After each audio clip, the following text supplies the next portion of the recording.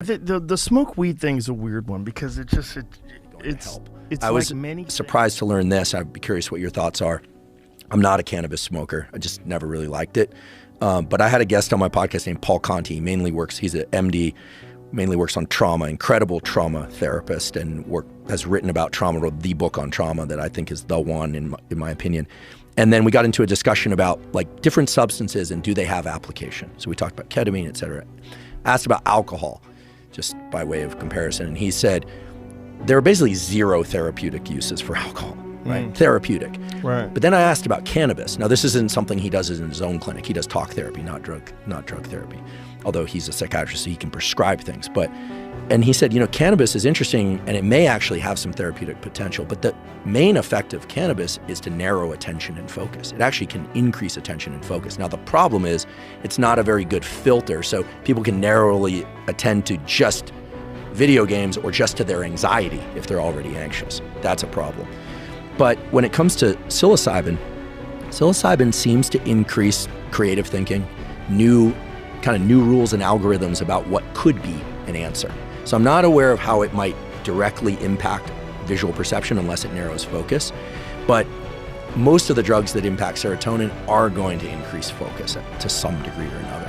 And that can be good if what you're focusing on is pleasant. It can be really bad if what you're focusing on is really unpleasant. I knew people, I'm sure you don't, who just smoke weed and they have a panic attack. Yeah, the smoke weed thing is a weird one because it's like many things. It's completely dependent upon the individual, like their individual genetics, their biology, whatever it is that they've had in their past. I know people that smoke marijuana and they're high functioning, and I know people that smoke marijuana and they don't get anything done. And I don't know if they're related. Those two things are related. I think people who generally have drive and discipline, marijuana gives them a break. It gives them a nice little rest stop. And I think that's probably beneficial. And I also think it makes you a little kinder, a little more compassionate, a little more sensitive, which is probably very beneficial to someone who's hyper-focused. Like people that are like type A personalities and trying to get things done all the time. You smoke a little pot and you're like, what am I doing? Like, let's fucking relax a little. And then you get back to it.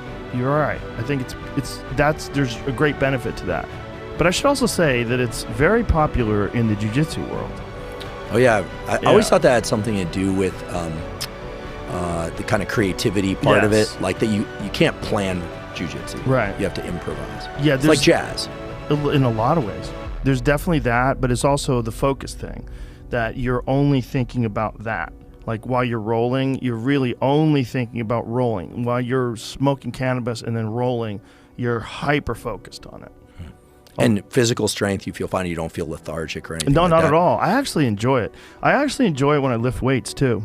Oh, I haven't tried that one. Yeah, I feel it. Like I feel it in the fibers. It's almost like I'm more aware of like what's going on instead of like this blunt sort of almost like distance from each individual muscle fiber, which I am normally.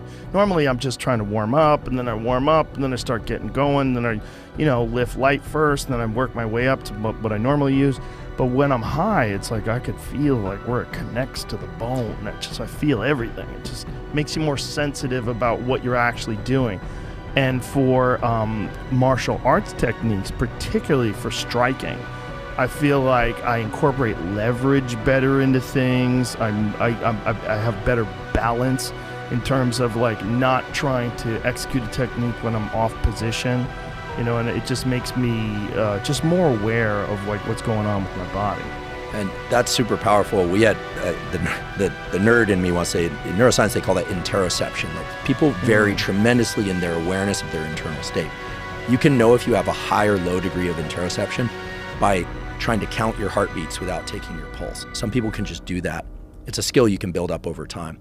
This is great for some people, but some people are highly anxious. It sucks to have a lot of interoception. But we know, of course, that the mind-muscle connection is really powerful. And it's not just mind-muscle connection as a, whatever they call bro science thing. The reality is that from peer-reviewed studies, that if people focus on the contraction of a muscle during resistance training as opposed to moving the weight, right, something that's hard to measure if they're actually doing it, the strength and hypertrophy gains are much greater. I think it's like a 15%. I had Andy Galpin on the podcast, and he would know the exact number. But I always wonder about this, like in gyms where there are mirrors and people are watching themselves lift in the mirror. I mean, you're exterocepting. You're not focused as much as you could on the actual feeling. So, there's always a weighting between exteroception to the everything beyond the confines of your skin and interoception.